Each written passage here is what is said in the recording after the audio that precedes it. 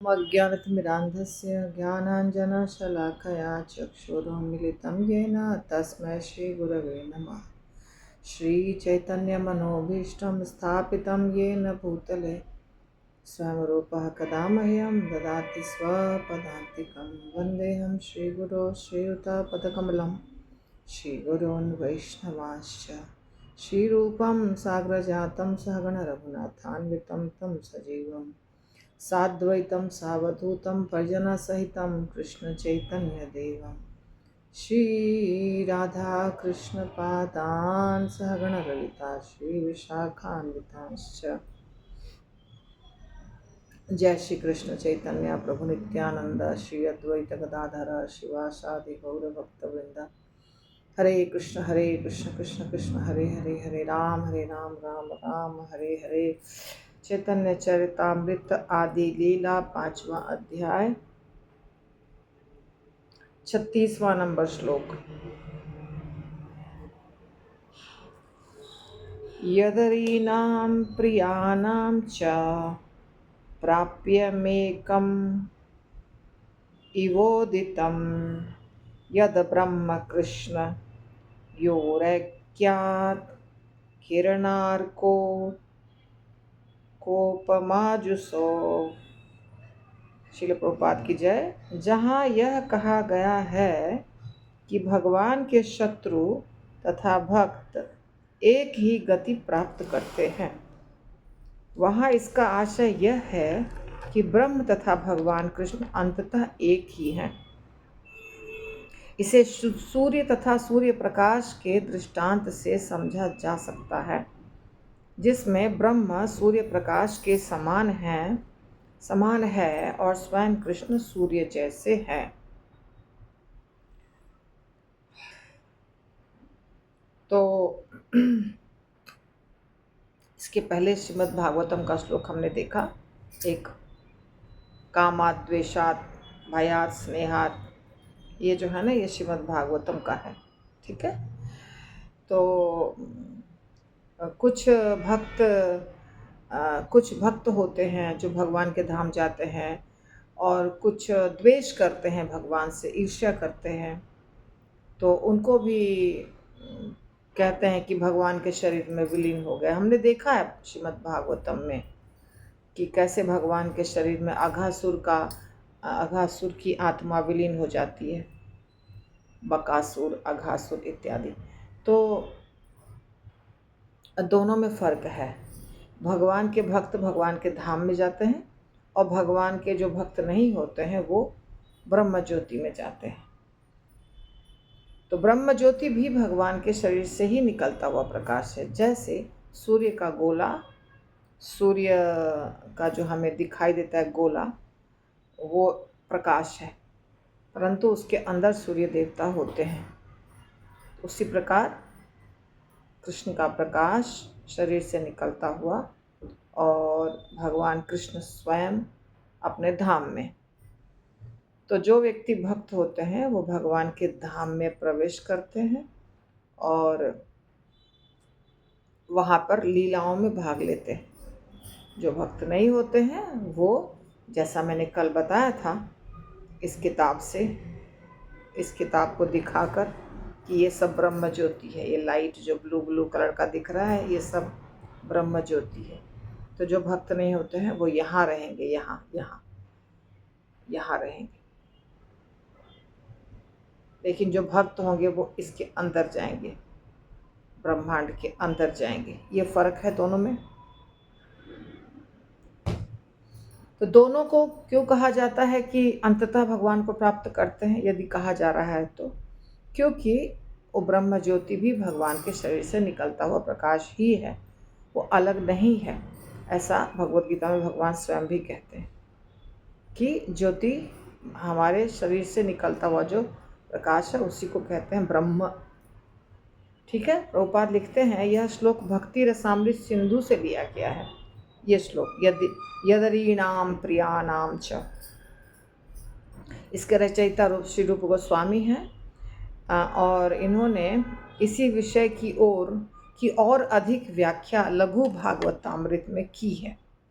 उसमें वे विष्णु पुराण का हवाला देते हैं, जिसमें मैत्रेय मुनि ने जय और विजय के बारे में पराशर मुनि से पूछा है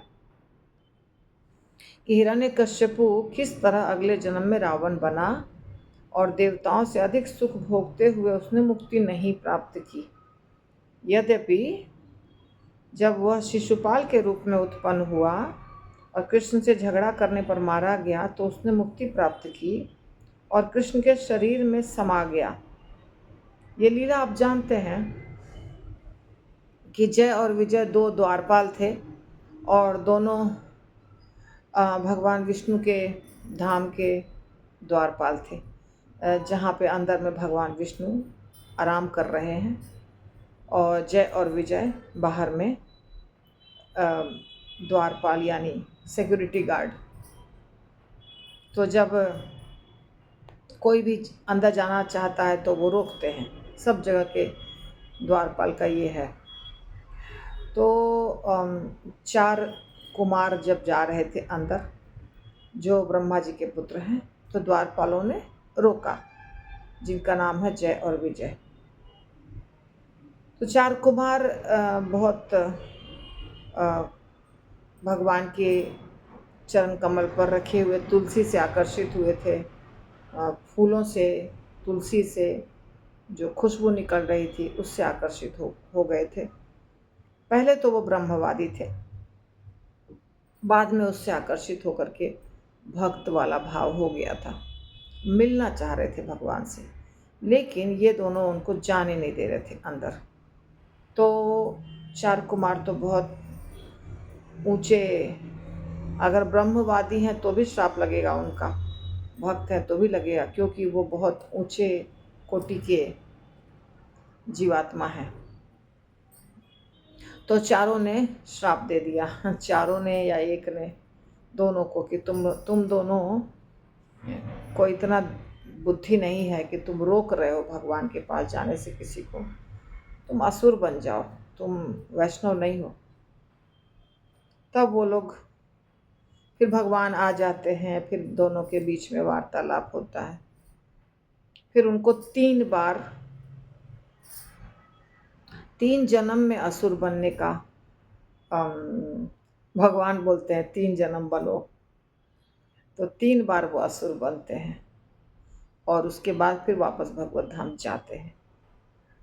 तो यहाँ पे हिरण्यकश्यपु और हिरण्याक्ष जो दोनों भाई हैं, सत्ययुग में ये पैदा हुए थे, शुरुआत में ही एकदम। तो ये दोनों बहुत बड़े दुष्ट थे। और इसके बाद रावण और कुंभकर्ण, हिरण्यकश्यपु और हिरण्याक्ष, बाद में रावण और कुंभकर्ण, और उसके बाद शिशुपाल और दंतवक्र। तो यहाँ पे ये कह रहे हैं कि रावण जब वो रावण के रूप में था तो मुक्ति नहीं प्राप्त हुई उसको, लेकिन जब वो शिशुपाल के रूप में था तब उसको मुक्ति प्राप्त हुई। तो शिशुपाल के रूप में भी कोई भगवान से प्रेम तो कर नहीं रहा था, गाली दे रहा था भगवान को। तो ऐसा क्यों? पराशर मुनि इसका उत्तर देते हैं। पराशर मुनि कहते हैं कि हिरण्यकश्यपु भगवान नृसिंह को पहचान नहीं पाया, ये नहीं पहचान पाया हिरण्यकश्यपु कि ये भगवान हैं। जब प्रहलाद महाराज के, उनके प्रेम से, प्रहलाद महाराज के प्रेम के कारण भगवान प्रकट होते हैं और इसको मारते हैं। जब मार रहे थे तभी भी वो नहीं पहचाना कि ये भगवान है। उसने सोचा कि कोई सामान्य जीव है और पुण्य कर्म अर्जित करके ऐश्वर्य प्राप्त कर लिया है। रजोगुण के वशीभूत होकर उसने नरसिंह भगवान के स्वरूप को नहीं समझा और वो साधारण जीव समझा उनको। ठीक है। फिर भी नरसिंह देख के हाथों मारा गया और उसके बाद वो बना रावण। ठीक है। और रावण के पास बहुत पैसा था, ऐश्वर्य था, भोग विलास बहुत किया उसने, असीम भोग विलास किया, असीम असीम भोग विलास करके। और फिर रावण भी रामचंद्र जी को और राम को भगवान के रूप में स्वीकार नहीं किया। रावण को भी बहुत लोगों ने कहा, उसके पुत्र ने भी कहा मरने के पहले, मेघनाद। पत्नी तो शुरू से ही कह रही थी, भाई भी कहा कि नहीं ये भगवान है, तुम सरेंडर कर दो, लेकिन नहीं स्वीकार किया, इसीलिए फिर से मारा गया। और रावण भी मुक्ति नहीं प्राप्त किया, रावण के रूप में भी मुक्ति नहीं मिली उसको। ठीक है। भगवान राम के समय सीता माता के प्रति रावण आकृष्ट था और इसी के कारण वह राम का दर्शन पा सका। ऐसा लिखे है। तो रावण के रूप में वह राम की पत्नी जानकी के प्रति आकृष्ट था और इसी आकर्षण के कारण वो राम का दर्शन पा सका, किंतु राम को विष्णु का अवतार नहीं मान करके एक साधारण जीव समझा। रावण भी सेम गलती जो हिरण्यकश्यपु ने किया, वही गलती रावण ने किया कि भगवान को भगवान नहीं माना, इसलिए राम के हाथों भी मारा गया। फिर वो शिशुपाल के रूप में जन्म लेता है। शिशुपाल के रूप में जन्म लेने के बाद उस समय भी उसके पास बहुत ऐश्वर्य था और कृष्ण से वो कंपटीशन करता था। शिशुपाल कृष्ण से द्वेष करता था, किंतु कृष्ण का नाम लेता था और कृष्ण के स्वरूप का चिंतन करता था। हालांकि वो प्रेम से नाम नहीं लेता था, लेकिन लेता था और उच्चारण करता था भगवान के नाम का अनिच्छा से ही। उसको डर लगता था, गुस्सा आता था, द्वेष होता था, ये सब होता था। लेकिन कृष्ण का नाम बोलने के कारण बार बार शुद्धिकरण हो गया। जब शिशुपाल अपने शत्रु कृष्ण के चक्र से, सुदर्शन चक्र से मारा गया, तो निरंतर कृष्ण का नाम स्मरण करने के कारण उसके पाप धुल गए थे और उस समय वो विलीन हो गया, यानी कि सायुज्य मुक्ति प्राप्त हो गई। तो हमने देखा कि विजय और विजय 3 बार क्यों जन्म लिया। क्यों जन्म लिया 3 बार? क्योंकि एक तो भगवान वो योजना बन गई थी ऊपर में ही, वैकुंठ धाम में ही, कि 3 बार जन्म लेगा। तो 2 बार जब वो जन्म लिया तो भगवान को भगवान नहीं समझा, पहचाना नहीं। तीसरी बार वो नाम लेता था, बार बार मिलता था ना। शिशुपाल भाई था, भगवान का भाई, कजिन, तो बार बार नाम लेता था गुस्सा से ही। तो भगवान के नाम में इतनी शक्ति है कि कोई किसी भी कारण से नाम ले, गुस्सा से, प्रेम से, द्वेष से, कोई भी तरीके से, वो शुद्ध हो जाता है व्यक्ति। कृष्ण नाम बोलने से ही शुद्ध हो जाता है। वो शुद्ध हो गया, इसीलिए वो लास्ट में उसको मोक्ष प्राप्ति हो गई। तो इस घटना से यह समझना चाहिए कि जो व्यक्ति कृष्ण को अपना शत्रु मानता है और उनके हाथों मारा जाता है, वह भी मोक्ष प्राप्त करके कृष्ण से तदाकार हो सकता है। मतलब जो ये धाम नहीं जाएंगे, ये कहाँ जाएंगे? अब ये तो जय विजय थे ना, तो ये जय विजय तो अपने पोजीशन पे जाएंगे, क्योंकि जय विजय तो द्वारपाल थे, आए, 3 बार लीला हुई, फिर से वो द्वारपाल बन जाएंगे, उनकी बात अलग है। पर साधारण कोई व्यक्ति अगर सायुज्य मुक्ति प्राप्त करता है तो धाम नहीं जाकर के बाहर जो एरिया है, धाम के बाहर का एरिया जहाँ पे चमक है सिर्फ भगवान के शरीर से निकलता हुआ प्रकाश, वहाँ पे ठहरेगा। ठीक है। तो भक्त की क्या गति होगी? भक्त तो कृष्ण को बहुत कुछ मानते। एक मैंने बहुत सुंदर श्लोक पढ़ा था, मैं ढूंढती हूँ, बहुत अच्छा श्लोक है वो, भगवद गीता का। जो दूसरा वाला क्लास होता है ना मेरा, शाम वाला, उस क्लास में वो श्लोक अभी हुआ है रिसेंटली, जो मैं आपको सुनाती हूँ। ये है 6ठे अध्याय का, आप लोग सुन चुके हैं, कोई नया नहीं है, फिर भी कहाँ याद रहता है लोगों को। 6ठे अध्याय का 40वां नंबर श्लोक है। इस श्लोक को मैंने जब अच्छे से उस दिन सुना तो बहुत मज़ा आया, आप लोग को भी बहुत अच्छा लगेगा।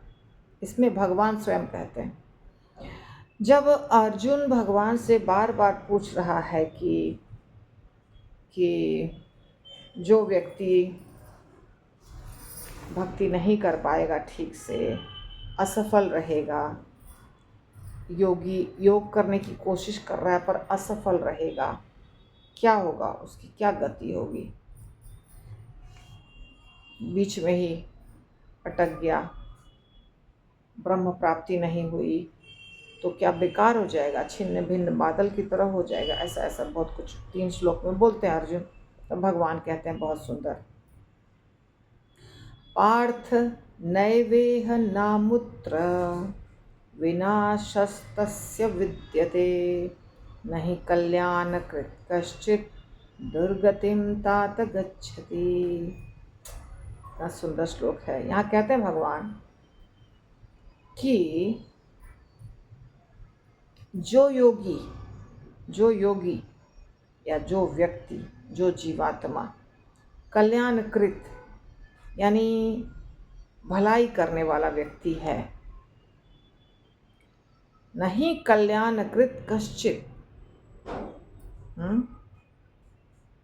पहली बात तो कहते हैं पार्थ न एव इह मतलब ये दुनिया, न अमूत्र मतलब अगला जन्म, अमूत्र, न इह न अमूत्र, न इस संसार में, इस शरीर में, न अगले शरीर में, विनाश तस्य विद्यते, उसका विनाश कभी नहीं होता है।